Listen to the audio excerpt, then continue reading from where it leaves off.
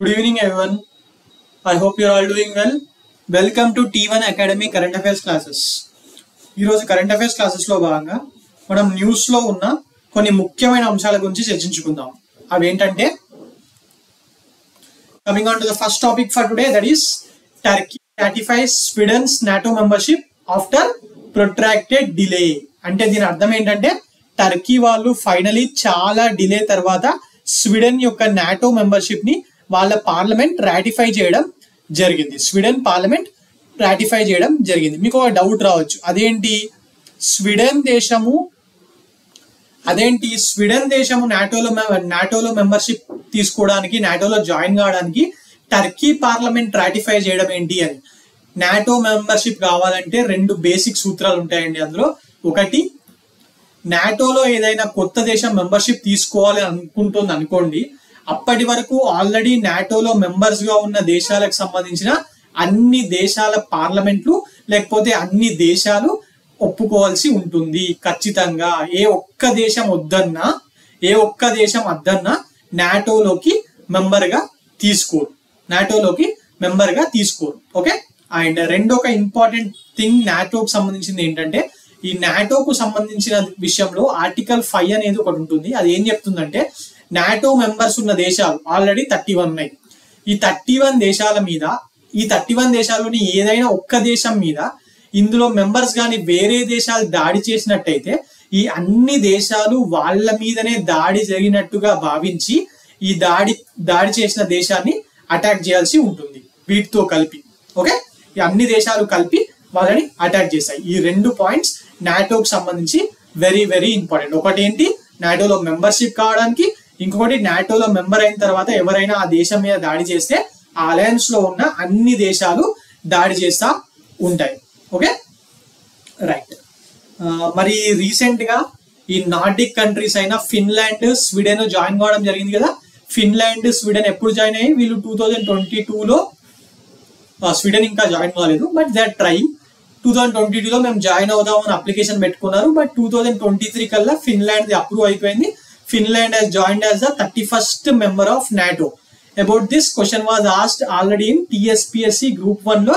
ఈ Finland 31st member కదా, దాని మీద క్వశ్చన్ వచ్చింది. సో ఇప్పుడు స్వీడన్ కూడా కాబోతుంది. ఇప్పటి వరకు స్వీడన్ నాటో మెంబర్ కాకుండా అడ్డుకున్న దేశాలు రెండు. ఒకటేమో టర్కీ ఆర్ తుర్కీయే, రెండోది హంగరీ. ఈ రెండు దేశాలు అడ్డుకున్నాయి. బట్ ఇప్పుడు టర్కీ వాళ్ళు ఒప్పుకున్నారు, ఇంకా హంగరీ మాత్రం ఒప్పుకోలేదు. అసలు మరి టర్కీ ఎందుకు ఆపింది అసలు వీళ్ళని ఒప్పుకోకుండా? అంటే దానికి ఒక రీజన్ ఉందండి. టర్కీ దేశంలో కుర్డ్స్ మైనారిటీస్, టోటలీ మొత్తం పాపులేషన్ తీసుకున్నప్పుడు కుర్డ్స్ మైనారిటీస్, బట్ ఒక ప్రాంతంలో మాత్రం కుర్డ్స్ ఎక్కువగా ఉంటారు.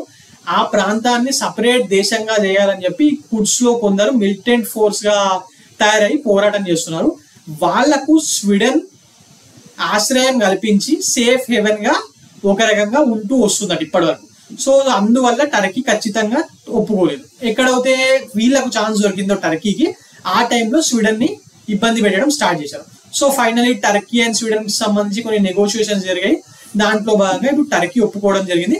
అండ్ స్టిల్ హంగరీ మాత్రం ఇప్పటి వరకు ఒప్పుకోలేదు. ఇంకా హంగరీ, ఈ టర్కీ వాళ్ళు ఒప్పుకోగానే హంగరీ ప్రెసిడెంట్ ఎవరు ఇప్పుడు? విక్టర్ ఓబ్రన్ has given a call to Sweden President Mr.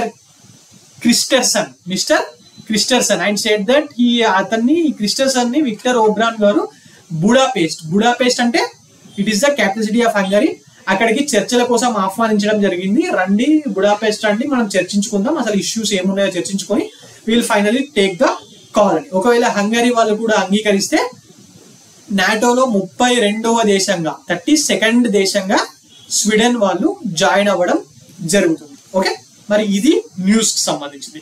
ఇది అడగచ్చు 32nd దేశం. ఇంకోటి NATO, basic things about NATO. ఇది నాటోకి సంబంధించిన కొన్ని బేసిక్ థింగ్స్. నాటోని ఎప్పుడు స్టార్ట్ చేశారు? NATO was founded in 1949. Okay, 1949 లో నాటోని స్టార్ట్ చేయడం జరిగింది. 1949 ఏప్రిల్ 4th ఎలా? By signing a North Atlantic treaty or Washington treaty అని కూడా అంటారు దీన్ని. వాషింగ్టన్ ట్రీటీని కుదుర్చుకొని అప్పుడు 12 దేశాలు 1949లో నాటోని స్టార్ట్ చేయడం జరిగింది. ఇవే 12 దేశాలు. ఓకే, ఈ బ్లూ కలర్ లైనింగ్స్ కనిపిస్తుంది చూసినా, ఇది పోర్చుగల్, ఇదంతా యూకే, ఇది ఇక్కడ ఇక ఫ్రాన్స్, జర్మనీ, స్పెయిన్, ఇటలీ ఇవన్నీ ఉంటాయి. ఇది నార్వే, ఇది లగ్జంబర్గ్, ఇది అంతా యుఎస్, కెనడా.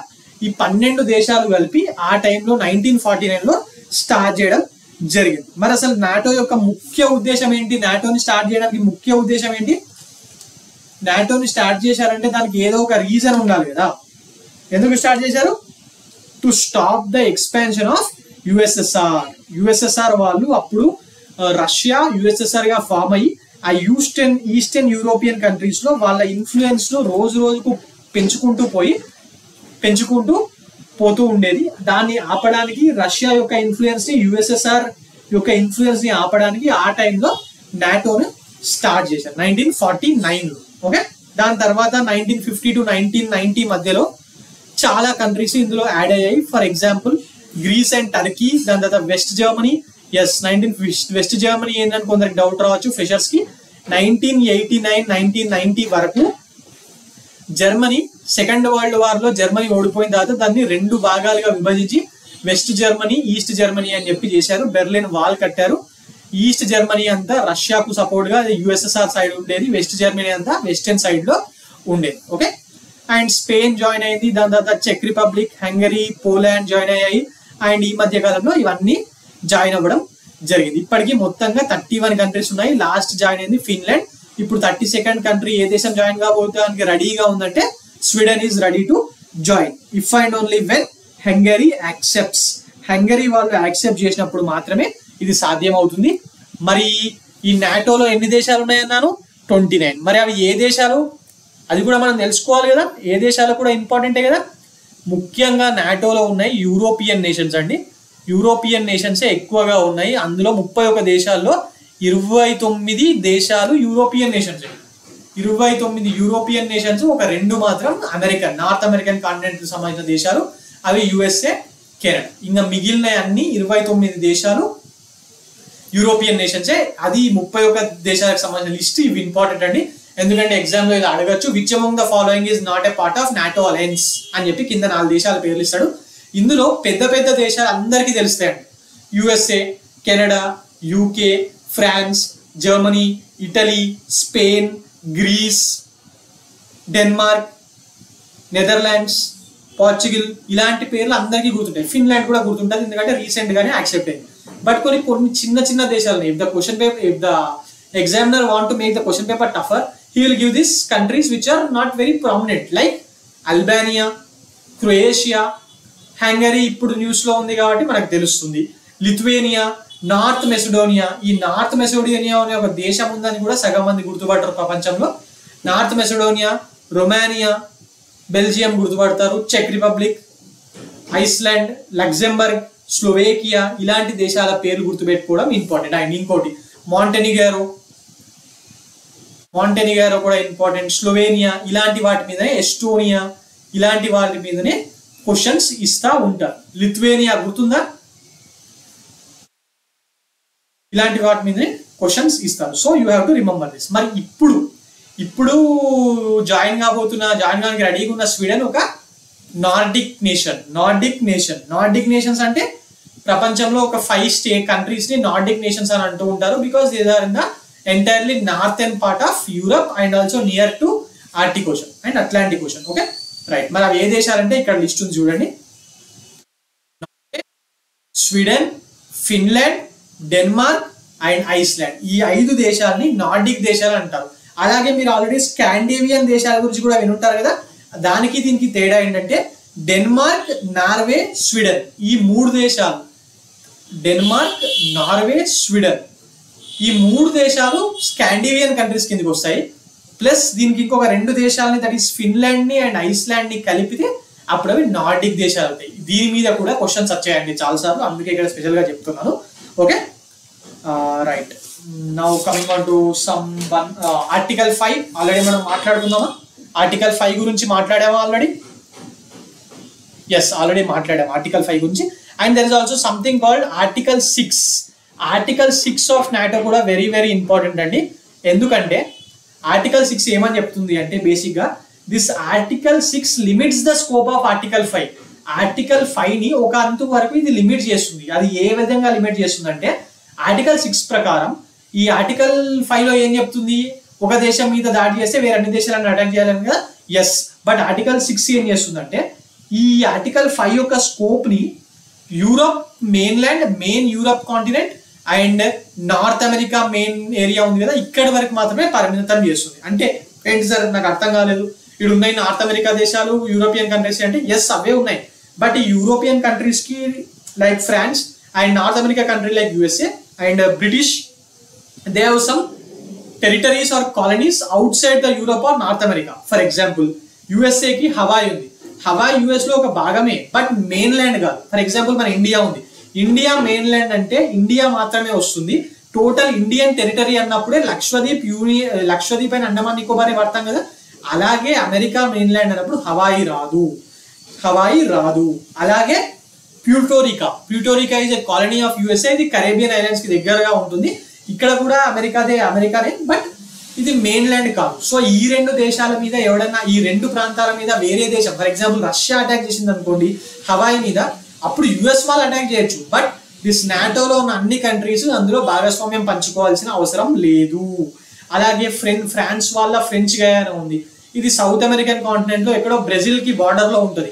అక్కడ వేరే వాళ్ళు ఎవరైనా అటాక్ చేసినప్పుడు ఫ్రాన్స్ మాత్రమే రిప్లై ఇస్తుంది తప్పితే ఎంటైర్ నాటో రిప్లై ఇయ్యదు. దీనికి బెస్ట్ ఎగ్జాంపుల్ ఫాల్క్లాండ్ ఐలాండ్స్ ఎవరి ఆధీనంలో ఉన్నాయి?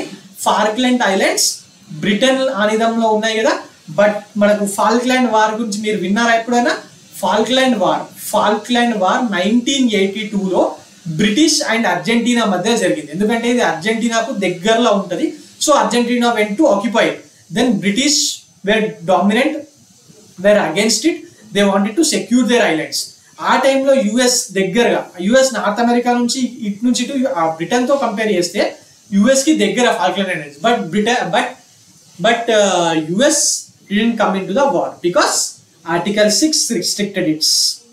ఓకే, మరి ఫాల్క్లాండ్ వార్ ఏ రెండు దేశాల మధ్య జరిగింది? యూకే అండ్ అర్జెంటీనా మధ్యలో 1982లో జరిగింది. ఈ మధ్య మరి ఇప్పుడు ఏమైనా ఇంకా వేరే దేశాలు ఏమైనా రెడీగా ఉన్నాయా నాటోలో సభ్యత్వం తీసుకోవడానికంటే? స్టిల్ కొన్ని దేశాలకు సంబంధించినవి పెండింగ్ లో ఉన్నాయండి. ఒక స్వీడన్ది మాత్రమే కాదు, ఇంకా బోస్నియా అండ్ హెర్జోనియా అనే ఒక దేశం ఉంది, వాళ్ళది. జార్జియాని ఇంతకుముందు నాటోలో తీసుకొని వెళ్ళుకుంటే అప్పట్లో 2013-12 ఆ టైంలో అనుకుంటాను పుతిన్ వార్కి వెళ్ళాడు. జార్జియా మీద అటాక్ చేశాడు. ఎందుకంటే ఇది షేర్స్ బౌండరీ విత్ రష్యా. అలాగే ఇప్పుడు యుక్రెయిన్ యుద్ధం జరగడానికి అతి ముఖ్యమైన కారణం ఏంటండి? నాటో అలయన్స్ ఎక్స్పాన్షన్ అండ్ నాటోలో యుక్రెయిన్ చేరాలనుకున్న కారణమే ముఖ్య విషయం ఇప్పుడు జరుగుతున్న యుక్రెయిన్ వార్కి సంబంధించిన వరకు. ఓకే, అండ్ బేసికలీ ఈ రెండు దేశాలు మనం ఇప్పటి వరకు డిస్కస్ చేసుకున్న రెండు దేశాలు, that is Finland and Sweden. Finland already join అయింది, స్వీడన్ జాయిన్ కావడానికి దగ్గరలో ఉంది కదా. బట్ ఇవి మరి ఇన్ని సంవత్సరాలు ఎందుకు జాయిన్ కాలేదు? ఈ నాటో అనేది 1949 నుంచి కదా మాత్రమే ఉంది కదా అని మీరు అడగచ్చు. But these countries, that is Sweden and Finland, వీళ్ళు ఏమనుకున్నారంటే we will be maintaining non aligned. మన ఇండియా ఎలా అయితే నాన్ అలైన్డ్ గా ఉందో కోల్డ్ వార్ టైంలో యుఎస్ కి రష్యాకు, అలాగే ఈ రెండు దేశాలు కూడా ఎవరితోనూ గొడవ పెట్టుకోకుండా, ఎవరితోనూ స్నేహం చేయకుండా నాన్ అలైన్డ్ గా ఉండడానికి ప్రయత్నించాయి. ఇప్పటి వరకు అలాగే ఉన్నాయి. బట్ రీసెంట్ గా మన యుక్రెయిన్ వార్ జరిగింది కదా, ఆ యుక్రెయిన్ వార్ రష్యా చేయడం వల్ల that situation has forced these two countries Sweden and Finland to join in to the NATO. ఒక రకంగా ఈ రష్యా వాళ్ళు యుక్రెయిన్ తో చేస్తున్న యుద్ధం వల్లనే ఈ ఫిన్లాండ్ నార్వే అనేది నాటోలో చేరడానికి కారణాలు. Okay, right. మరి ఇప్పటి వరకు మనం మాట్లాడుకున్నదంతా current topic and also something related to NATO. అలాగే ఈ నార్మల్ ఈ మూడు దేశాలకు సంబంధించిన బేసిక్ స్టాటిక్ థింగ్స్ కూడా మనం ఇప్పుడు చెప్పుకుందాం. అదేంటి? టర్కీ న్యూస్ లో ఉంది. ఎందుకు? టర్కీ వాళ్ళే స్వీడన్ ని ఆపారు ఇప్పటి వరకు అని చెప్పి మనం ఇప్పటిదాకా మాట్లాడుకుందాం. మరి టర్కీ వాళ్ళు ఆపారంటే ఎవరు ఆపారు? టర్కీ ప్రెసిడెంట్ అయిన ఎరోడ్గన్. ఓకే, టర్కీ ప్రెసిడెంట్ ఎవరు guys? Erdogan is the president of Turkey. Last 2 terms, last 10 years నుంచి ఆయనే ప్రెసిడెంట్ గా ఉన్నాడు. మరి టర్కీ క్యాపిటల్ ఏంటి? చాలా మందికి టర్కీ అనగానే మన తెలుగు వాళ్ళకి అయితే దూకుడు సినిమాలో చూసిన ఇస్తాంబులే గుర్తుకొస్తుంది కదా, బట్ టర్కీ క్యాపిటల్ ఇస్తాంబుల్ కాదు, టర్కీ క్యాపిటల్ అంకారా. అదేంటి ఎప్పుడు ఇస్తాంబుల్ న్యూస్ లో ఉంటుంది కదా అంటే, ఎస్ ఇస్తాంబుల్ న్యూస్ లో ఉంటుంది, ఎందుకంటే that is the biggest city of Turkey and as well as entire Europe. Population perspective లో చూసుకున్నప్పుడు అటు టర్కీలోనే మాత్రమే కాకుండా యూరప్ మొత్తానికి ఇదే పెద్ద సిటీ. ఈ ఇస్తాంబులే యూరప్ మొత్తానికి పెద్ద city. Okay, and this is the financial hub. Istanbul is the financial hub of Turkey or Turkiye. మనకు బాంబే ఎలాగో ఇస్తాంబుల్ టర్కీయేకి అలాగా. తుర్కీయే ఇప్పుడు అంటున్నారు, ఇంతకుముందు టర్కీ అని పిలిచేవారు. మరి టర్కీ కరెన్సీ ఏంటి? లీరా. Okay, లీరా is the currency of Turkey. మరి ఇప్పటిదాకా స్వీడన్ గురించి మాట్లాడుకున్నాం. స్వీడన్ క్యాపిటల్ సిటీ ఏంటి? Sweden capital city Stockholm. PM ఎవరు? ఈయన ఇంపార్టెంట్ అవుతాడు, ఈయన అడగచ్చు, ఎందుకంటే స్వీడన్ న్యూస్ లో ఉంది, ఆయనే కదా ఈ అగ్రిమెంట్స్ కుదిర్చేది. సో పిఎం ఎవరు? Ulf Kristersson. వీళ్ళ పార్లమెంట్ ని రిక్స్ డే అని చెప్పి పిలుస్తూ ఉంటారు. Riksdag. Okay, right. And Hungary news లో ఉంది. ఎందుకు? హంగరీ ఇంకా అప్రూవ్ చేయలేదు స్వీడన్ యొక్క నాటో మెంబర్షిప్ ని.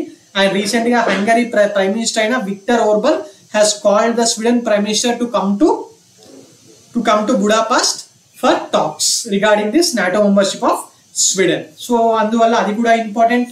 మరి నాటో బేసిక్ గా అప్పటి నుంచి నాటో అని మాట్లాడుతున్నాం. నాటోని ఎప్పుడు స్టార్ట్ చేశారు, ఎప్పుడు ఫౌండ్ చేశారన్నాను? 4th April 1949. ఎందుకోసము? To stop the expansion of USSR at that time. Okay, USSR వాళ్ళకు కూడా ఒకటి ఇలాంటిదే ఉండేది, వార్సా ప్యాక్ట్ అని, రైట్. అండ్ మరి దీని నాటో చీఫ్ ఎవరు? Jens Stoltenberg. He's from Norway. ఈయన 2014 నుంచి నాటోకు చీఫ్ గా వర్క్ చేస్తున్నాడు. ఓకే, ఇదంతా దీనికి సంబంధించిన టోటల్ ఇన్ఫర్మేషన్. మీరు నేను చెప్పిన దాన్ని మనకు గుర్తు పెట్టుకుంటే ఇందులో నుంచి ఖచ్చితంగా ఒక క్వశ్చన్ వస్తుంది. 100% మీరు ఆన్సర్ చేయగలిగే పరిస్థితిలో ఉంటారు. Okay, now coming on to the next topic for today, that is National Voters Day. 2024. Every year January 25th na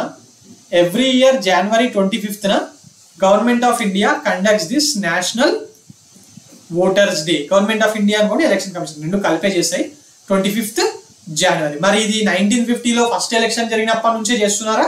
కాదండి, 2011లో స్టార్ట్ చేయడం జరిగింది. మరి ఈ ఇయర్ ఇది 14th national voters day. So మరి 2011లో అసలు ఎందుకు స్టార్ట్ చేశారు, ఏ ఉద్దేశంతో స్టార్ట్ చేశారంటే to encourage more young voters to take part in the election process. The UPA 2 government which was led by mister Manmohan Singh approved this proposal which was brought by then law ministry. ఆ టైంలో law ministry వాళ్ళు దీన్ని తీసుకురావడం జరిగింది. ఎందుకంటే they wanted to encourage more young voters to take part in to the election process.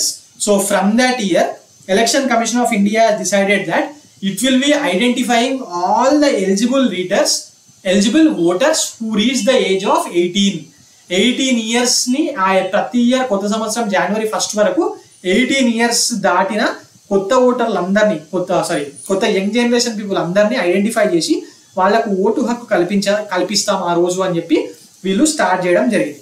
So every year 18 years దాటిన వాళ్ళకు January 25th రోజున ఎలక్షన్ కమిషన్ ఆఫ్ ఇండియా వాళ్ళు ఎపిక్ కార్డ్స్ ని డిస్ట్రిబ్యూట్ చేస్తూ ఉంటారు. What is this EPIC cards? మన voter ID cards ఉంటాయి కదా, దాన్నే ఎపిక్ కార్డ్స్ అంటారు. మరి ఎపిక్ యొక్క ఫుల్ ఫామ్ ఏంటి? Electoral photo identity card. మరి ఎలక్షన్ కమిషన్ అన్నాము. మరి ఇప్పుడు చీఫ్ ఎలక్షన్ కమిషనర్ ఎవరు? Rajiv Kumar. First chief election commissioner ఎవరు? Static question. సుకుమార్ సేన్. మరి ఒక ఎలక్షన్ కమిషన్ అనగానే ఒక ఆయన పేరు గుర్తుకొస్తుంది. ఒక election commissioner who is very very famous. ఎవరైనా మన సౌత్ ఇండియాకి సంబంధించిన అతను. ఎవరైనా? టిఎన్ శేషన్. ఈయన చాలా స్ట్రిక్ట్ గా చేశాడు. ఆయన టైంలోనే ఈ ఓటర్ ఐడి కార్డ్స్ అనేది రావడం జరిగింది. దొంగ ఓట్లు నిర్మూలించడం ఇవన్నీ ఈయన టైంలోనే స్టార్ట్ అయ్యాయి. సో ఇది ప్రచండు అనేవాళ్ళు ఆ టైంలో. Is T N Seshan. మరి how is this chief election commissioner and ECs appointed? వీళ్ళని ఎలా అపాయింట్ చేస్తారు? అసలు ఎంతమంది ఉంటారంటే దేశంలో 1989 వరకు ఒకటే చీఫ్ ఎలక్షన్ కమిషనర్ ఉండేవాడు, ఒక్కతనే. ఓకే, దాని తర్వాత ఈ 1989 అక్టోబర్లో ఒక కాన్స్టిట్యూషనల్ అమెండ్మెంట్ తీసుకొచ్చి రాజీవ్ గాంధీ గవర్నమెంట్ ఏం చేయడం జరిగిందంటే వాళ్ళు ఓటు హక్కుని ఏజ్ లిమిట్ ఉంటుంది కదా 21 ఇయర్స్ నుంచి 18 ఇయర్స్ కి తగ్గించడం జరిగింది. అందువల్ల వీళ్ళకందరికీ వర్క్ ప్రెషర్ ఎక్కువైపోతుంది కదా, కొత్త వాళ్ళని తీసుకోవడం, ఎక్కువ మందిని తీసుకోవడం, వీళ్ళందరినీ హ్యాండిల్ చేయడం. సో ఆ టైంలో ఒక చీఫ్ ఎలక్షన్ కమిషనర్ కి కొత్తగా ఎక్స్ట్రా ఇద్దరు ఎలక్షన్ కమిషనర్స్ ని తీసుకోవడం జరిగింది. దాని తర్వాత మళ్ళీ రద్దు చేశారు. దాని తర్వాత 1993లో మళ్ళీ కొత్త యాక్ట్ ద్వారా తీసుకొచ్చారు. మరి ఇలా ఓన్లీ ముగ్గురిని మాత్రమే పెట్టచ్చా అంటే లేదు, ఎంతమంది అయినా పెట్టుకోవచ్చు. That depends upon the president's criteria. President ఇష్టం, ప్రెసిడెంట్ అవసరాన్ని బట్టి ఎంతమంది అయినా పెట్టగలుగుతాడు. బట్ ఇప్పటికి మాత్రం దేశంలో ముగ్గురు మాత్రమే ఉన్నారు. ఈ ముగ్గురు ఈక్వల్ పవర్స్ ఉంటాయి వీళ్ళకు. చీఫ్ ఎలక్షన్ కమిషనర్ అంటే ఏదో మొత్తం ఈయన చేతుల్లోనే ఉంటుంది, వీళ్ళు సబార్డినేట్స్ అని కాదు. వీళ్ళ ముగ్గురికి ఈక్వల్ పవర్స్ ఉంటాయి. వీళ్ళు చీఫ్ ఎలక్షన్ కమిషనర్ అభిప్రాయాలతో ఎవరైనా అంగీకరించకపోతే ఇంట్లో ఓటింగ్ జరుగుతుంది. ఎవరు 2 ఓట్లు వస్తే వాళ్ళ ఒపీనియనే చెల్లుబాటు అవుతుంది. మరి దేశంలో ఉన్న అన్ని ఎలక్షన్స్ ని ఈ ఎలక్షన్ కమిషన్ నిర్వహిస్తున్న ఎలక్షన్ కమిషన్ ఆఫ్ ఇండియా, ఈ చీఫ్ ఎలక్షన్ కమిషనర్లు నిర్వహిస్తారంటే కాదు. వీళ్ళు ఇండియాలో general elections, that is Lok Sabha elections ని, రాజ్యసభ ఎలక్షన్స్ ని, మళ్ళీ అసెంబ్లీ ఎలక్షన్స్ ని, స్టేట్ అసెంబ్లీ ఎలక్షన్స్ ని, ప్రెసిడెంట్ ఎలక్షన్స్ ని, వైస్ ప్రెసిడెంట్ ఎలక్షన్స్ ని నిర్వహిస్తూ ఉంటారు. బట్ మన లోకల్ గవర్నమెంట్ ఎలక్షన్స్ ఉన్నాయి కదా, like sarpanch, Panchayat elections, municipal elections, MPTCs, ZPTCs, ఇవన్నిటికీ సపరేట్ గా ఒక ఎలక్షన్ బాడీ ఉంటుంది. దాన్ని స్టేట్ ఎలక్షన్ కమిషనర్ ఉంటాడు. దానికి అంటే దీని కిందనే, బట్ స్టేట్ ఎలక్షన్ కమిషనర్ నిర్వహిస్తాడు. మరి తెలంగాణకి ఇప్పుడున్న స్టేట్ ఎలక్షన్ కమిషనర్ ఎవరు? C Parthasarathi, ex-IAS officer C Parthasarathi is the present chief election commissioner of Telangana. మరి మన ఏపీకి ఎవరు? ఏపీకి Neelam Sahni. She worked as the chief secretary of Andhra Pradesh. Erstwhile Andhra Pradesh కాదు, ఇప్పుడున్న ఆంధ్రప్రదేశ్ కి చీఫ్ సెక్రటరీగా చేసింది. She is the first women chief secretary of present day Andhra Pradesh. మరి మనం ఓటింగ్ హక్కుల గురించి మాట్లాడుకుంటున్నాం అప్పటి నుంచి. మరి ఓటు అంటున్నాం. ఈ ఓట్ అనే దానికి కూడా ఒక అబ్రివేషన్ ఉంది. అదేంటి? ఫుల్ ఫామ్ ఉంది. ఓట్ అంటే విజిలెంట్, అబ్జర్వెంట్, ట్రూత్ఫుల్ ఎలక్టార్ అని అర్థం. మేబీ చెప్పలేం, అడగచ్చు, ఎవరికి తెలుసు. ఈ మధ్య క్వశ్చన్స్ మన TSPSC Group 1 2.0 అంటే సెకండ్ టైం పెట్టిన ఎగ్జామ్ చూసిన తర్వాత క్వశ్చన్ ఎక్కడి నుంచన్నా రావచ్చు, ఇదే ఇస్తాడు, ఈ ఫార్మాట్ లో ఇస్తాడు అనేది లేకుండా పోయింది. ఎక్కడెక్కడో అడుగుతున్నాడు. సో మనకు ప్రతి విషయం తెలిసి ఉండాలి. Okay, right. మరి ఇంకా ఏమున్నాయి దీనికి సంబంధించి అంటే term. Election commissioners or chief election commission యొక్క టర్మ్ మాక్సిమం 6 years ఆర్ వీళ్ళకు 65 years ఏజ్ వచ్చే వరకు. ఈ రెండిట్లో ఏది ఫస్ట్ వస్తే అప్పటి వరకు మాత్రమే. అంటే 65 years వచ్చినాయి, బట్ 2 years కంప్లీట్ అయింది అనేది. But he should resign. Okay, right. And state election commission is separately provided by Indian constitution for conducting elections to panchayat and municipalities. ఇందాక చెప్పాను. బట్ దేని కింద అన్నారు? 73rd and 74th constitutional amendment కింద. Under which articles? Under article 243K and 243ZA కింద వీళ్ళని appoint చేయడం జరిగింది. Okay, right. Now coming on to the next topic for today, that is Hyderabad literary festival. Jaipur literary festival very famous కదా ఇండియాలో. But Hyderabad లో కూడా literary festivals నిర్వహిస్తూ ఉంటారు. And this is the 14th Hyderabad literary festival. మరి ఇది ఎక్కడ నిర్వహిస్తున్నారు? హైదరాబాద్ లోని నాలెడ్జ్ సిటీ, హైటెక్ సిటీ చుట్టుపక్కల ప్రాంతాల్లో ఉంటుంది. ఇది సత్వా నాలెడ్జ్ సిటీ అనేది HLF 2024 అన్న పేరు మీద దీన్ని నిర్వహిస్తున్నారు. January 26th నుంచి 28th మధ్యలో దీన్ని నిర్వహించబోతున్నారు. జనరలీ హైదరాబాద్ లిటరరీ ఫెస్టివల్ దేని మీద ఫోకస్ చేస్తుంది? లిటరరీ ఫెస్టివల్ అనగానే మనం దేని మీద ఫోకస్ చేస్తారు? జనరల్గా ఎవరికైనా ఏం తెలిసి ఉంటుంది? లిటరేచర్, పోయట్రీ, ఆర్ట్, కల్చర్, ఇలాంటి విషయాలే కదా. But for the first time Hyderabad literary festival వాళ్ళ స్కోప్ ని ఇంక్రీజ్ చేస్తూ, వైడ్ గా ఎక్స్టెండ్ చేస్తూ, వాళ్ళు science, climate, stem courses and indigenous and endangered languages, ఈ అన్నిటికీ కొత్త విషయాల మీద కాన్ఫరెన్సెస్ నిర్వహించబోతున్నారు. అలాగే వర్క్ షాప్స్ నిర్వహించబోతున్నారు. సో వీటికి ఇండియాలో ఉన్న ప్రామినెంట్ సైంటిస్ట్, సైన్స్ జర్నలిస్టులు, సైన్స్ ఫిక్షన్ ఆథర్స్ వీళ్ళందరూ వచ్చి ఇన్ సింక్రనస్ విత్ దిస్ సత్నా knowledge city Hyderabad literary festival వాళ్ళు దీన్ని నిర్వహించబోతున్నారు. So basically why is this knowledge city famous? Basically this is a business park and futuristic hub for technology and science in Hyderabad. దీంట్లో దేని గురించి మాట్లాడుతూ ఉంటారు, ఇది ఒక బిజినెస్ పార్క్, ఐటీ కంపెనీస్ అవి ఉంటాయి ఇందులో కూడా. అండ్ ఇది ఫ్యూచరిస్టిక్ టెక్నాలజీ గురించి, ఫ్యూచరిస్టిక్ సైన్స్ సంబంధించిన విషయాల గురించి ఎప్పుడు ఇక్కడ ఏదో ఒక కాన్ఫరెన్స్ జరుగుతూ ఉంటాయి. మరి ఇందాక చెప్పాను జైపూర్ లిటరరీ ఫెస్టివల్ అని, అది కూడా ఈసారి జరగబోతుంది, 17th ఎడిషన్ అది. మరి ఎక్కడ జరుగుతుంది జైపూర్ లిటరరీ ఫెస్టివల్? రాజస్థాన్లోని వాళ్ళ క్యాపిటల్ అయిన జైపూర్. ఇది ఇండియాలో లిటరరీ ఫెస్టివల్ అన్నిటికన్నా ఎక్కువ ఫేమస్ అండ్ దీనికి ఎక్కువ క్రెడిబిలిటీ ఉంది. ఓకే, ఈ ఇయర్ ఫిబ్రవరిలో నిర్వహించబోతున్నారు. అండ్ ఇంకొక పాయింట్, మన హైదరాబాద్ లిటరరీ ఫెస్టివల్లో 2 కొత్త థీమ్స్ ని తీసుకొచ్చి ఇండియన్ లాంగ్వేజ్ ఇన్ ఫోకస్ అని ఒకటి, అండ్ ఇంకొకటి కంట్రీ ఇన్ ఫోకస్ కూడా ఈసారి అపాయింట్ చేశారు. ఇండియన్ లాంగ్వేజ్ ఇన్ ఫోకస్ కింద ఒడియా లాంగ్వేజ్ ని పెడుతున్నారు అండ్ కంట్రీ ఇన్ ఫోకస్ కింద నార్వే.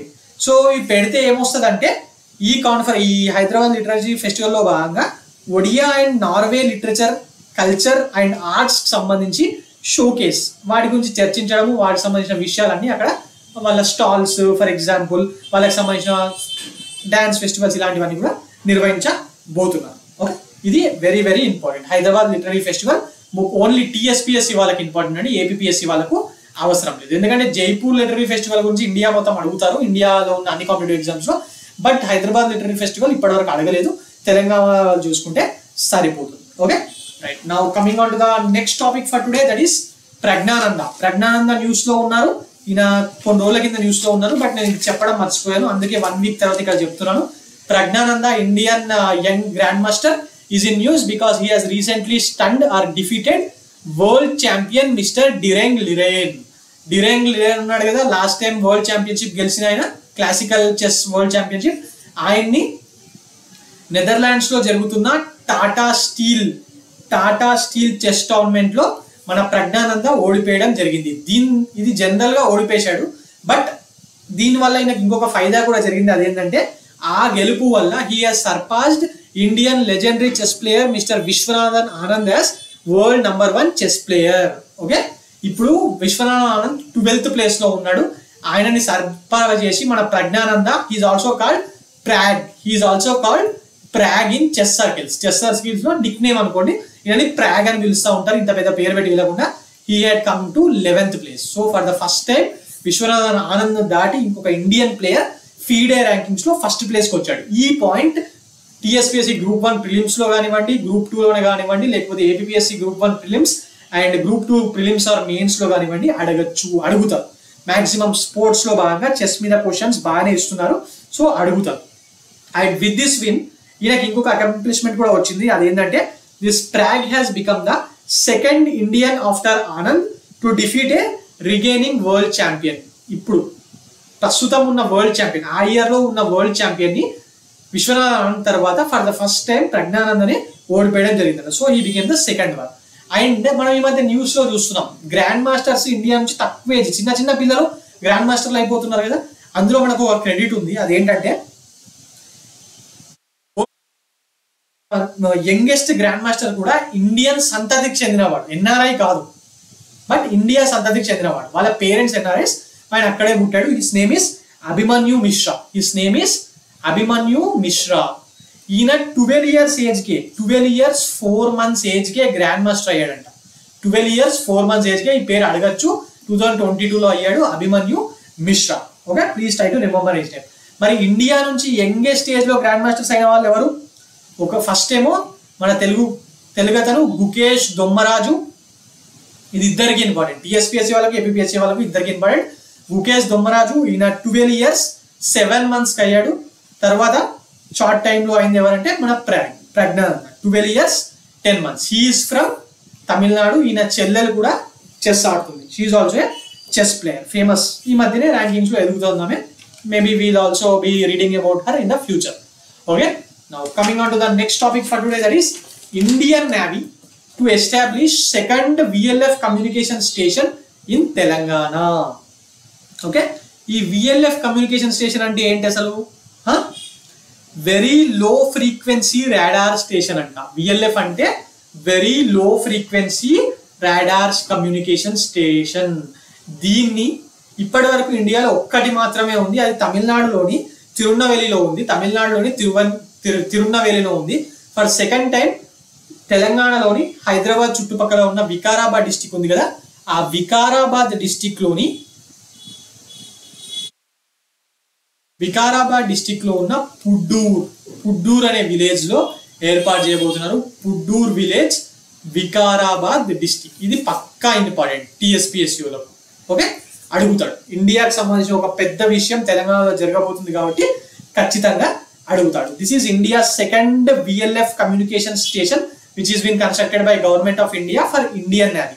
మరి ఇది ఎప్పుడు స్టార్ట్ కాబోతుందంటే 2027 వరకు కంప్లీట్ చేసి దీన్ని స్టార్ట్ చేస్తారంట. మరి దీనికోసం తెలంగాణ గవర్నమెంట్ మొత్తంగా 1174 హెక్టార్స్ ఆఫ్ ఫారెస్ట్ ల్యాండ్ ని వీళ్ళకి ఇవ్వడం జరిగింది. ఎక్కడి నుంచి ఇచ్చారు? వికారాబాద్ డిస్టిక్ దగ్గర దమ్మగూడెం రిజర్వ్ ఫారెస్ట్ ఉంటుంది కదా, ఆ దమ్మగూడెం రిజర్వ్ ఫారెస్ట్ నుంచి పూడూరు ఊరు దగ్గరలో ఉన్న దమ్మగూడెం రిజర్వ్ ఫారెస్ట్ నుంచి 1174 హెక్టార్స్ ఆఫ్ ల్యాండ్ ని ఇండియన్ నేవీకి మన తెలంగాణ ముఖ్యమంత్రి గారు కేటాయించడం జరిగింది. దానికోసం అగ్రిమెంట్ కుదుర్చుకోవడానికి వచ్చినప్పుడే ఈ ఫోటోని తీయడం జరిగింది. ఓకే, ఇండియన్ నేవీ వాళ్ళు చీఫ్ మినిస్టర్ రేవంత్ రెడ్డి గారితోనూ మన చీఫ్ సెక్రటరీ శాంతకుమారి గారితోనూ దిగిన ఫోటో ఇది. మరి దీనికి ఇట్లా ఫారెస్ట్ ల్యాండ్ ఇవ్వాలి ఇలాంటి విషయాల కంటే ministry of environment, forest and climate change approval కావాలి కదా. ఎస్, దీని అప్రూవల్ కూడా వచ్చింది ఆల్రెడీ, దీని క్లియరెన్సెస్ వచ్చేసాయి. మరి అసలు ఈ VLF కమ్యూనికేషన్ స్టేషన్ ఇంత ఇంపార్టెంట్ ఎందుకు? ఇంత పెద్దగా 1174 హెక్టార్స్ కూడా కాదు, హెక్టార్స్ లో ఎందుకు కడుతున్నారు? This is very very crucial for hour navy to maintain effective communication when our ships and submarine goes in to oceans. మన షిప్స్ కానీ సబ్మరైన్స్ కానీ యుద్ధ సమయాల్లో కానీ లేకపోతే టెస్టింగ్ సమయాల్లో కానీ లేదంటే ఏదైనా పని మీద ఓషన్లోకి ట్రావెల్ చేస్తున్నప్పుడు వాళ్ళతో కమ్యూనికేషన్ చేయడానికి ఇక్కడ ఉన్న వాళ్ళకు ఇది వెరీ వెరీ క్రూషియల్. ఈ very low frequency radar stations అనేవి వెరీ వెరీ ఫేమస్. మరి ఆల్రెడీ ఇండియాలో ఒకటి ఉందన్నాను. ఎక్కడ ఉందన్నాను? తిరువన్నవేలి ఇన్ తమిళనాడు. మరి దాని పేరేం పేరు? అది కూడా ఇంపార్టెంట్. దాని పేరు INS కట్టబొమ్మన. INS కట్టబొమ్మన్. మనం కట్టబొమ్మన అని చెప్పి NTR గారి పాట ఒకటి ఉంటుంది కదా, మేజర్ చంద్రకాంత్ సినిమాలో ఆయన పేరు మీద ఇది కట్టారు. INS Kattabomman radar station in Tirunelveli in Tamil Nadu.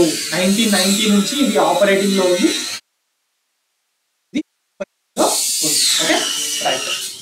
For the next topic, next we'll be discussing some topics which are in the news in the form of MCQs. Okay, right. Coming on to the first question for today, that is Pakke Pagga Hornbill Festival is celebrated in which of the following state? Ida Hornbill Festival అనగానే జనాలు ఇక్కడ option Nagaland ఉంది, బరాబర్ నాగాలాండ్ అని పెట్టేస్తాం. But తప్పండి, నాగాలాండ్ కాదు. ఇది ఉత్త హార్న్బుల్ ఫెస్టివల్ కాదు, పక్కే పగ్గా హార్న్బుల్ ఫెస్టివల్. పక్కే పగ్గా ఏంటి అసలు? Pakke it is a tiger reserve. Pakke is a tiger reserve in Arunachal. ఇది అరుణాచల్ ప్రదేశ్ లోని పక్కే టైగర్ రిజర్వ్ లో ఈ పక్కే పగ్గా హార్న్బుల్ ఫెస్టివల్ అనేది నిర్వహిస్తూ ఉంటారు. So Arunachal Pradesh is the right answer. మరి అసలు దీన్ని ఎందుకు స్టార్ట్ చేశారు? దీన్ని 2015 లో స్టార్ట్ చేశారు. మరి ఎందుకు స్టార్ట్ చేశారు?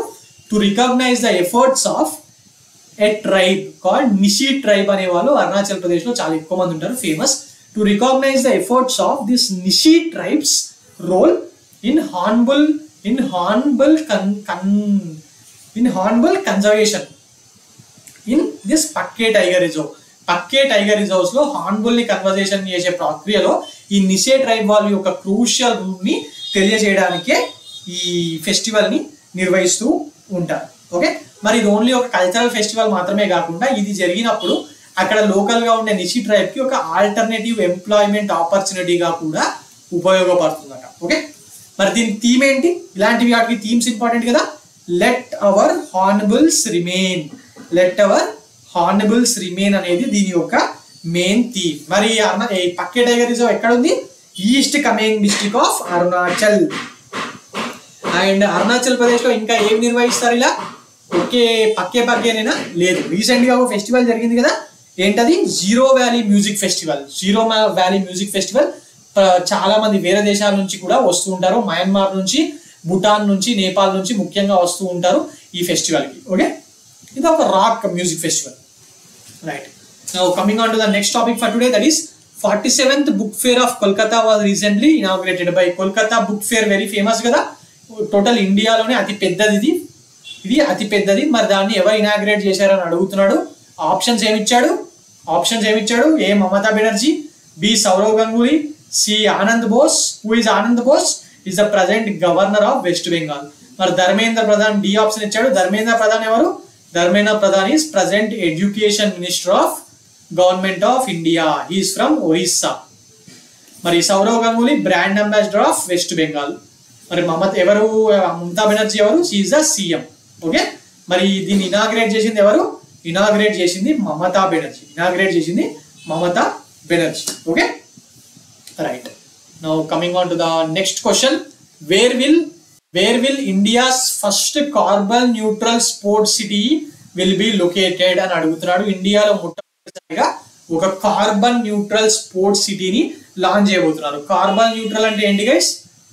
మనము ఎంత అవుతే కార్బన్ ని అట్మాస్ఫియర్ లోకి రిలీజ్ చేస్తున్నామో, కార్బన్ ఎమిషన్స్ ని, అంత మనము అట్మాస్ఫియర్ ద్వారా అంటే వివిధ పద్ధతులు, చెట్లు పెంచడం ఇలాంటి వాటి ద్వారా దాన్ని మళ్ళీ కార్బన్ ఎమిషన్ ని సింక్ చేసుకునే పరిస్థితిని కల్పించడం ఈ కార్బన్ న్యూట్రల్ యొక్క డెఫినేషన్. ఓకే, మరి ఈ కార్బన్ న్యూట్రల్ స్పోర్ట్స్ సిటీని రీసెంట్ గా ఎక్కడ తీసుకురాబోతున్నారు?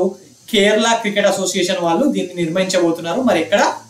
ఆప్షన్స్ ఏమిచ్చాడు? Hyderabad in Telangana, Amaravati in Andhra Pradesh, Cochin in Kerala, Bengaluru in Karnataka. మరి ఇక్కడ కేరళలోని కొచ్చిన్ లో కేరళ క్రికెట్ అసోసియేషన్ వాళ్ళు దీన్ని నిర్మిస్తున్నారు విత్ 750 crores. విత్ 750 crores ఖర్చుతో 40 ఎకరాల్లో కొచ్చిన్ ఇంటర్నేషనల్ ఎయిర్పోర్ట్ కి దగ్గరలో ఉన్న చెంగమనాడ్ అనే విలేజ్ లో దీన్ని నిర్వహిస్తున్నారు. దీన్ని కన్స్ట్రక్ట్ చేయబోతున్నారు. ఓకే, సో ఇది ఇంపార్టెంట్ గైస్, ఎందుకంటే ఇది ఇండియాలో మొట్టమొదటివి పెద్దవి ఇలాంటి వాటి మీద క్వశ్చన్స్ అడుగుతూ ఉన్నారు టీఎస్పీఎస్సీ ఏపీఎస్సీలో. India's first carbon neutral sports city will be constructed in which state అంటే కేరళ, విచ్ సిటీ అంటే కొచ్చిన్. మరి ఎవరు కన్స్ట్రక్ట్ చేయబోతున్నారు? కేరళ క్రికెట్ అసోసియేషన్ వాళ్ళు. ఇది దానికి సంబంధించిన ఇమేజ్. వాళ్ళు బ్లూ ప్రింట్ ఇచ్చారు బీసీసీఐ వాళ్ళకు. మొన్ననే అమిత్ షా కొడుకు జై షా బీసీసీఐ సెక్రటరీ ఉన్నాడు కదా, ఆయన కూడా వచ్చి దీన్ని చూసి వెళ్ళడం జరిగింది. ఓకే, ఇది క్రికెట్ స్టేడియం.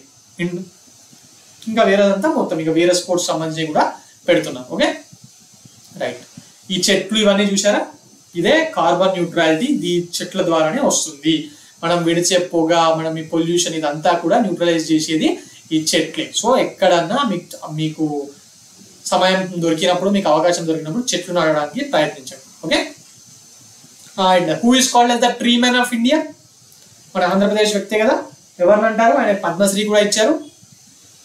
సో ఆయన పేరేంటో మీరు ఆన్సర్స్ లో నాకు తెలియజేయండి కమెంట్స్ లో. ఇది మీకు హోంవర్క్. ఓకే, పద్మశ్రీ ఇచ్చారు ఆయన. Right. Now coming on to the next question, that is కచ్చి కరేక్. కచ్చి కరేక్ ఈజ్ ఎ డేట్ అండి. It is a date. GI tag. దానికి ఒక జిఐ ట్యాగ్ ఇచ్చారు. It belongs to which state అని అడుగుతున్నాడు. ఇందులోనే ఉంది కచ్చి. అంటే ఇక్కడ కచ్చి అనిపిస్తుంది కదా మీకు. కచ్చి ఏ స్టేట్ లో ఉంది? మరి this is a desert, white desert. ఎక్కడ ఉంటుంది కచ్చి? గుజరాత్ లో. సో ఈ కచ్చి కరేక్ అనేది జిఐ ట్యాగ్ రీసెంట్ గా పొందిన ఒక డేట్. మరి ఈ మధ్య జిఐ ట్యాగ్స్ చాలా ఇస్తున్నారు కదా. సో జిఐ ట్యాగ్స్ మీద క్వశ్చన్స్ ఖచ్చితంగా వస్తుంది ఎగ్జామ్ లో. So please try to remember this. మరి ఇది జిఐ ట్యాగ్ ఫస్ట్ టైమా వాళ్ళకి రావడం గుజరాత్ లో ఇలాంటి ఫ్రూట్స్ కి? అంటే లేదు, already this is the second time. Already Gujarat లో పండించే గిర్ కేసర్ మ్యాంగోకి ఇలాంటి జిఐ ట్యాగ్ ఉంది. జిఐ ట్యాగ్ అంటే జాగ్రఫికల్ ఇండికేషన్ ట్యాగ్. ఏవైనా పండ్లు లేకపోతే వస్తువులు సపరేట్ గా ఒక స్టేట్ లోకు అక్కడ మాత్రమే పండిస్తూ ఉంటే, ఎప్పటి నుంచో ఉంటే వాడికి జిఐ ట్యాగ్స్ ఇస్తా ఉంటారు. ఓకే, మరి ఈ కచ్చి కరేక్ అనేది ఆ ఏరియాలో, కచ్ ఏరియాలో లాస్ట్ 400 years నుంచి ఇది అవైలబుల్ గా ఉందట. సో అందువల్లనే దానికి ఇవ్వడం జరుగుతుంది. ఓకే, ఇదండి ఈ రోజు current affairs. For more current affairs like this, please visit T1 Academy and also please do subscribe our channel T1 Academy. Thank you.